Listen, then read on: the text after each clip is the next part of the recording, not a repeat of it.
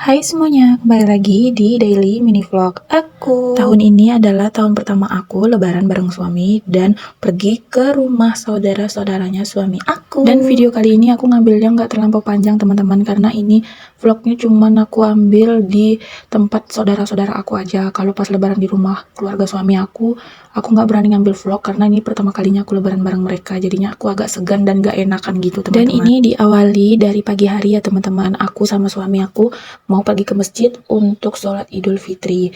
Nah, ini aku juga jalan kaki aja sama suami karena masjidnya sangat dekat dari rumah aku.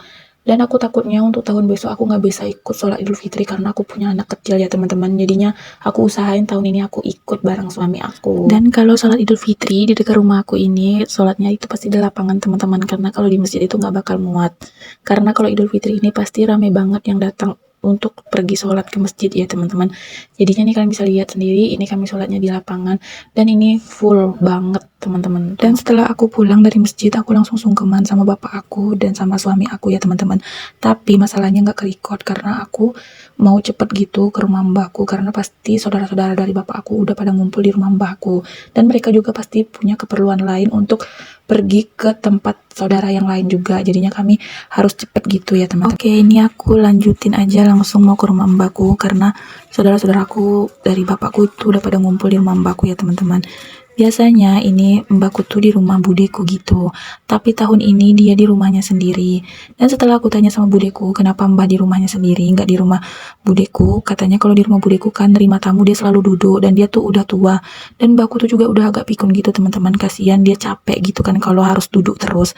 Dan akhirnya budeku memutuskan untuk membiarkan mbakku di rumahnya aja. Jadi kalau misalnya ada tamu atau saudara-saudara yang lain mau lihat mbakku, jadi biar ke rumahnya aja. Jadi mbakku tuh bisa sambil tidur-tiduran juga gitu. Jadi tamu-tamu yang datang tuh kan bakal mengerti gitu ya teman-teman. Karena kan mbakku juga udah tua gitu. Oke, ini setelah aku udah selesai dari rumah mbakku, udah maaf-maafan juga, tapi nggak kerikot juga ya pas aku maaf-maafan sama mbakku dan keluarga dari bapakku ya teman-teman. Dan ini kami perjalanan mau menuju ke rumah ibuku. Jangan ada yang bertanya kenapa bapak dan ibunya beda rumah apa gimana. Ya memang kami beda rumah teman-teman karena orang tuaku sudah berpisah ya teman-teman. Jadi ya udah nggak apa-apa. Yang penting kita masih tetap jadi anak mereka ya teman-teman. Nah ini posisinya aku udah sampai rumah ibuku. Suamiku tadi udah sungkeman duluan sama ibuku, ndak kerikot. Aku mau bikin video, aku kira adikku sama sepupuku udah maaf-maafan sama ibuku, ternyata juga belum. Dan akhirnya yang memulai lagi aku teman-teman, tapi suamiku tadi udah sungkeman duluan sama ibuku, jadinya dilanjut dari aku bikin videonya. Udah aku bilang aku tahun ini tidak banyak merekod teman-teman karena aku menjadi bumil tahun ini tuh bener-bener ngerasa capek banget teman-teman.